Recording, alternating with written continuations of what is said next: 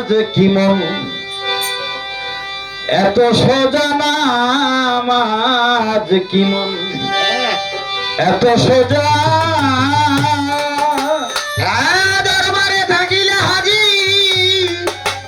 শুদ্ধ হবে নামাজ রোজ নামাজ কি মন এত সোজা নামাজ কি মন এত সোজা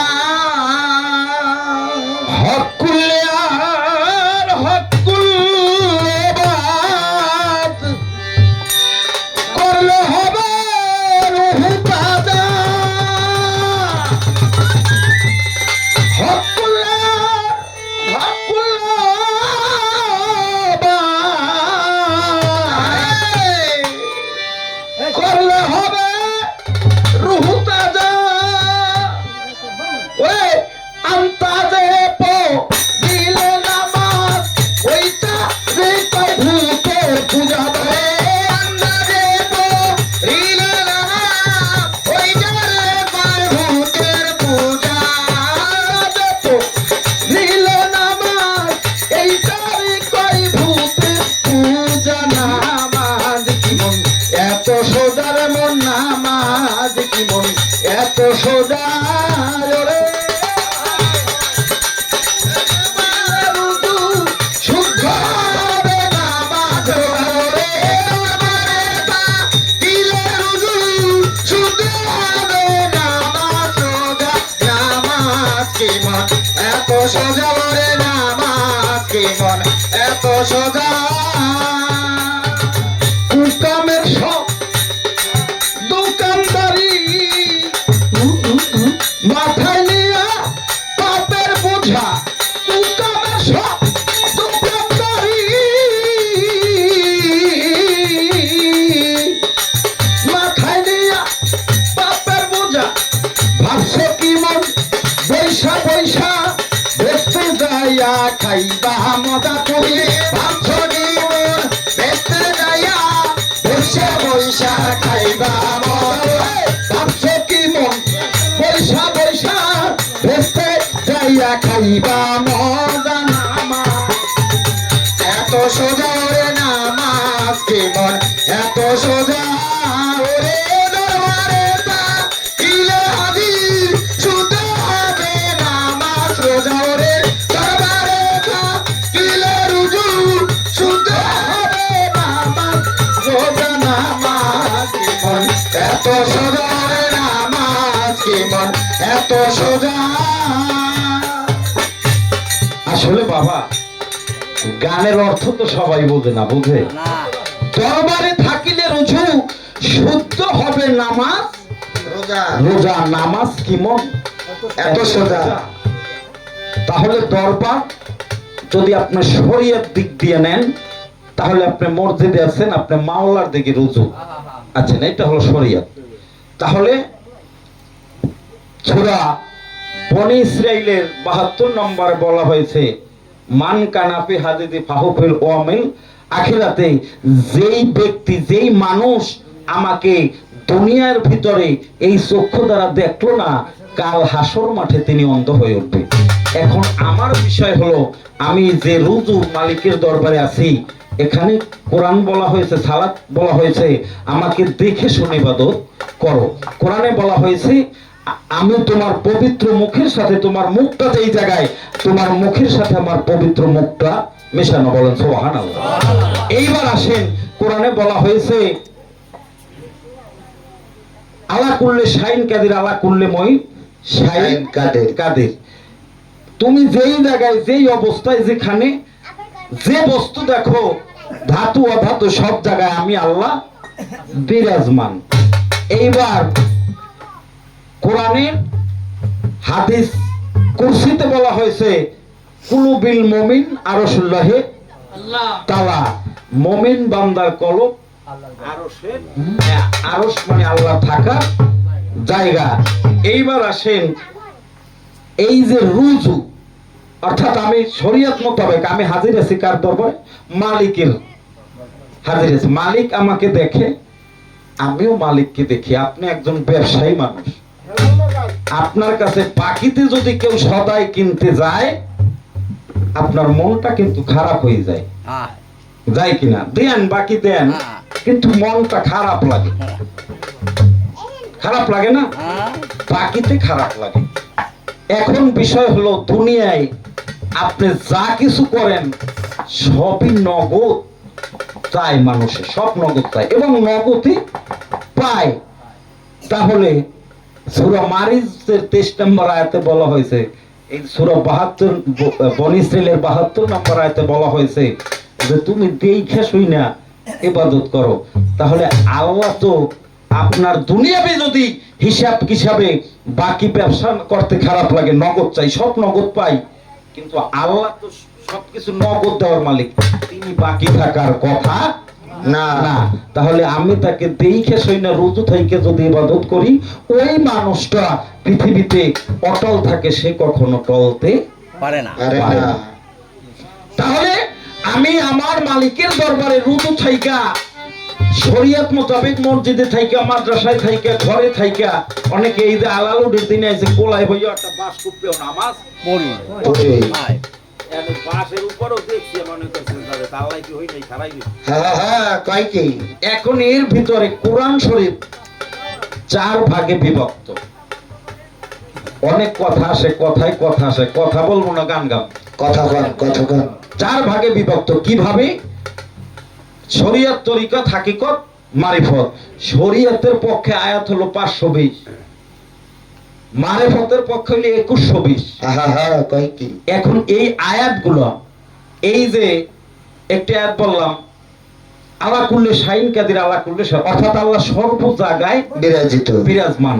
আবার আরেকটা সূরার ভিতরে বলা হয়েছে আমি তোমার শাহরগের চাইতে অতি নিকট। নাহানু আকরাবু ইলহাবলিল অরিদ। অরিদ। তোমার এই যে শাহরগ, হাবলিল শব্দের অর্থ রগ, অরিদ শব্দের অর্থ রক্ত, তার চাইতে আমি আল্লাহ নিকটে। আবার এই কোরআনই বলেছে কোন জায়গায় যে আমি আলা কুল্লি শাইন কাদির, আলা কুল্লি শাইন মহিত কাদের, আমি সব জায়গায় বিরাজমান। তাহলে সব জায়গায় বলতে এই কাপড়টার সাথে বিরাজিত আচ্ছা, কাপড়ের সাথে যে আল্লাহ আছে, এই আল্লাহ আর আমার শাহরগের চাইতে অতি নিকটে যে আল্লাহ, এখানে একটু হিসাব নিকাশ আছে না? আছে আছে আছে কিনা বলেন? আছে থাকার কিনা, থাকে কিনা বলেন? আপনার দোকানে অথবা যারা যে ব্যবসা করেন, যেই ভান্ডে স্বর্ণ থাকে, ওই স্বর্ণের ওটাও একটা জিনিস, ওটাও মানুষ গলায় ব্যবহার করে, আর একটা পুঁতির মালাও বা তবজিও গলায় ব্যবহার করে।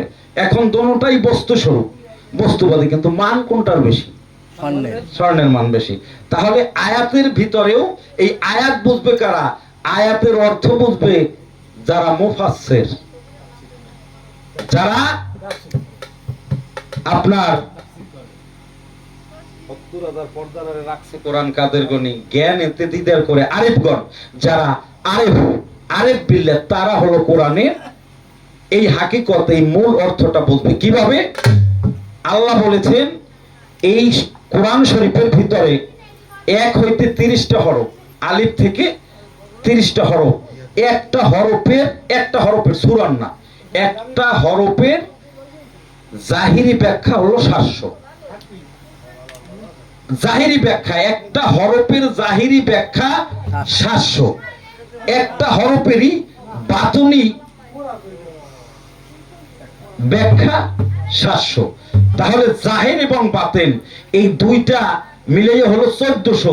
জাহিরি বাতেন একটা হরফের, ধরেন আলিফ থেকে আলিফ, বা, তা, সা, জিম, হা, খ, দাল, জাল, রা, শিন, সিন, সদ, দ, ত, জ, আইন, গইন, ফা, কফ, কাফ, দাল, এই যে হরফগুলো আছে, একটা হরফের যদি 1400 ব্যাখ্যা হয়, তাহলে বাজান আপনি দেখবেন একটা সূরার ভিতরে আলিফ বা তা সা একটা হরফ ঢোকা আছে 4500, 3000, 800, 1000, 1400 বার। আমার বোঝার বিষয় হলো আরিফগণ কি বলছে, আপনি 1400 ব্যাখ্যা আপনি বুঝতে পারবেন না। এজন্য দেওয়ান খালেক একটি কালাম লিখেছে, লাগবে না তোর হাদিস দলিল, মন তুই আমার কথা ধর, হ্যাঁ দলিলে আল্লাহ পাবি তোমার এই দেহ দলিল রেজিস্টার। হ্যাঁ সত্য কথা এখন এই জাহিরি বাতনি 1400 যদি একটা হরফের ব্যাখ্যা থাকে, তাহলে একটা সূরার ভিতরে হরফ লক্ষ লক্ষ লক্ষ লক্ষ। আপনি আমি কেমনে এই তাফসীর ভাঙ্গা বুঝ করব? বড় কঠিন। সাধ্য আছে? সাধ্য নাই। তাহলে আল্লাহ এখানেও আছে, আবার এই যে আপনার শাহরগের চাইতেও নিকটে আছে। আচ্ছা, তাহলে আমি তো আচ্ছা। ওই আল্লাহরে খুঁজবো না যে আলা কুল্লে শাহিন কাদির, আলা কুল্লে শাহিন মহিত কাদির, যিনি সর্ব জায়গায় বিরাজমান। আমি তো আরে খুঁজতে যাবো না, যে আমার কাছে আছে আমি তারে খুঁজে, আমি দূরে কেন খুঁজতে যাবো? ভিতরে পাই। আমার বিষয় হলো আমি নামাজে যদি আমি আল্লাহকে পাই, তাহলে আমি একাকিত্ব ভাবেও নামাজ আদায় করা যায়।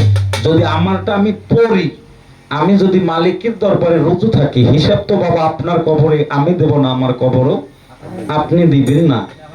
তবে দেহান দষ্টকে দেখছি এইটার ওইটা একটু আলাদা। কিভাবে? দেলোয়ার মাস্তানের নামে বাতি জ্বলে, ওই আয়জত দীপাকলার লোল পড়তে বাতি জ্বলে, ওই ইমান আলীর নামে বাতি জ্বলে, কিন্তু একদিন এইটাই ৫ জায়গা না পড়তে দেখে নাই হাজে কেউ। দেখছো কিনা কোন? দেখি না সেটা ঠিক আছে। একমত হয় না মানে ওই গেলাম। এই একটা কথা, এখন আপনার উপরে এটা চাপে, এটা কিন্তু এক উপরেও চাপবে। চাপবে আমি বলতে আছি, আমি কিন্তু আপনাকে বিপক্ষে না। না না না, আমার শ্বশুর মাছ ভান্ডারের আপনি আপনি মনে হয় জন্ম না তখন মাছ ভান্ডারের সেক্রেটারি ছিল। এখন আমি এই জায়গায় আসি, যারা এই তরিকাতের ভিতর আছে, নামাজ পড়লে তো আমাদের ঠক নাই, ঠক আছে না। এটা সমাজকে আপনি অন্তত দেখান যে আমি সমাজের সাথে মিলিত আছি। সম্মিলিত সমাজ থেকে আলাদা থাকেন, তাহলে আপনার জন্য এটা দরকার নাই। যদি আপনি সমাজ থেকে আলাদা থাকেন তাহলে আপনার দরকার নাই যে আপনি খাইবেন না, লইবেন না, আপনার ঘর স্ত্রী সংসার সবকিছু আত্মীয় স্বজন কেনাকাটা যদি লাগে, তাহলে এই সমাজের নামাজটাও পড়া লাগবে, পড়া লাগবে। আপনার শরীয়ত যতটুকু সম্ভব আপনি যে 5 ওয়াক্তই পড়তে হবে, এইটাই আইন। কিন্তু পারেন না, শুক্রবার পড়েন, পারেন না 3 ওয়াক্ত পড়েন। পড়েন। আল্লাহ কিন্তু এই জন্যই বান্দায় খোঁজে পাপের রাস্তা, আর আল্লাহ খোঁজে মাপের রাস্তা। নামাজ তো 5 ওয়াক্ত পড়ে দিয়ে দিতেছে, জুমা লাগতো না, জুমাতে প্রত্যেক দিন পারো না, কিন্তু একদিন জুমায় যাস, একটা দিন ওই জায়গায় যাইয়ে সবার সাথে মিলিত ভাবে আমারে ডাকিস। এইটা হলো একটা সমাজ। এই সমাজ মানতে হবে বাবা, যদি সমাজে আমরা বসবাস করি। আর যদি আমি ওইটা না মানি, তাহলে আমার আলাদা একটা জগতে যাইতে হবে, যেই জগতে আমার মানে পাগল করে, আমার গায়ে ভালো কাপড় থাকতে পারবে না, আমি ভালো খাবারও খাইতে পারবো না, চাই ওইটার প্রতি লোভ থাকতে পারবে না। মুরগি খাও, গরু খাও, ছলা চিংড়ি মাছ খাও, ইলিশ মাছ খাও, আমার ওইটাতে একটা লোভ থাকতে পারবে না। আমার পর নারী, সুন্দর নারী দেখলে আমার কাম শক্তি থাকতে পারবে না। পরের 5 জায়গা আছে, 5 বিল্ডিং আছে, ভালো গাড়ি আছে, এই লোভ থাকতে পারবে না। যদি এইগুলো বর্জন করতে পারেন, তাহলে আপনার জন্য নামাজও বর্জন, আপনার নামাজ পড়ারও দরকার নেই। কারণ আপনার ওয়াও নাই, এটাও নাই। আপনার যদি এইগুলো সব লাগে, নারী লাগে, টাকা লাগে, তাহলে নামাজ লাগবে। হিসাব হলো সোজা। এই, আর কিছু না। বুঝলে সোজা, না বুঝলে হলে ঢাকা বোঝা। শহর নাই রে পারের বোঝা, কার নামাজ তুই কেনে পড়লি? শহর নাই রে পারের বোঝা, সরকার রশিদ বলে শহরের নামাজ তোরাই মামুল ঘাটির বোঝা লাগা।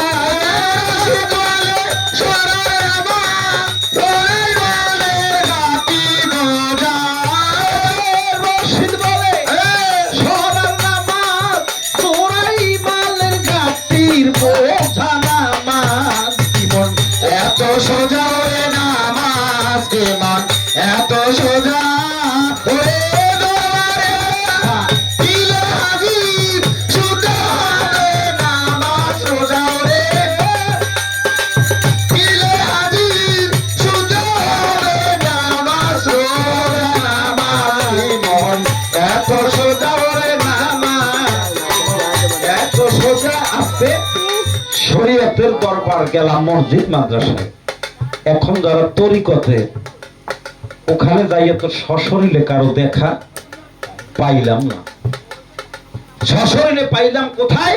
আমি আমার মুর্শিদের হাতে হাত দেওয়ার পর মুর্শিদ যে বাক্যগুলো দিছে, আমি যদি খারাপ কোনো কাজ করতে যাই তখন মুর্শিদের বর্জকটা যদি সামনে ভাসে, তখন আমি আর খারাপ কাজটা করতে পারি না। যে আমার এই হাতটা বন্দি, আমি এই হাত দিয়ে একটা জীবকে আঘাত করতে পারি না। আমি আমার মুর্শিদের সাথে কোল করলাম, সশরীরে বাক্য নিলাম যে আমি এই মুখ ধরা কাউকে গালি দেব না। যখন ওই কথাটা মনে পড়ে যে আমার মজিদ বাবাই তো আমার তার পবিত্র মুখ দিয়া এই বাক্যটা দিছে, এবং আমিও আমার পবিত্র মুখ দিয়ে তার সাথে অধাবদ্ধ হয়েছি যে এই কাজটা আমি সশরীরে, আমি আকারে কাকে পেয়েছি? আমার মুর্শিদকে পেয়েছি। যখন আমি খারাপ লাইনে যাই তখন মুর্শিদের একটা বর্জ্য আমার উপরে থাকে, নজর থাকে, আর আমারও বর্জ্য তার দিকে রুজু থাকে। এই রুজু থাকলে আমাকে এই খারাপ কাজটা থেকে বিরত করে সঠিক একটা রাস্তায় আমাকে পরিচালনা করে। শরীয়তের আল্লাহ হলো ওই যে আল্লাহ করলে শাইন কাদি, আর মারিফতের আল্লাহ হলো তোমার এই শাহরদের চাইতে যে নিকটে তোমার ভিতরবর্তী। এখন এই জন্য আগে কোরআন হাদিস ফিকহ ইজমা কিয়াস এইগুলো বুঝিয়া সই না একজন কামেল মুর্শিদের ধারে গেলে তিনি তোমার ওই বস্তুটা ধরাইয়া দিতে পারে, তখন তুমি পরিশুদ্ধ একটা মানুষ হয়ে যাবা। এখানে হলো এই গান। ওরে দিলে হাজির শুদ্ধ হবে নামাজ রোজা ওরে দরবারে তা। দিলে হাজির শুদ্ধ হবে নামাজ রোজা নামাজ কি মন এত সোজা ওরে নামাজ কি মন এত সোজা। গান শেষ করলাম, এখানে আরেকটু কথা, আপনারা বিরক্ত হন তাহলে? কথাটা হলো যে যে যারা বায়াত হয়েছেন, যারা মুর্শিদের হাতে হাত দিয়েছেন, মুর্শিদ আপনাদেরকে বছরে একবার দরবারে ডাকে কেন? এর একটা হাকিকত আছে না? এর হাকিকতটা হলো এই যে তুমি একটা বছরের গ্যাপেও মানুষ অনেক ভুল পথে চলে যায়, তুমি মুর্শিদের কাছে গিয়ে তোমার কলবটাকে একটু চার্জ দিয়ে নিয়ে আসো।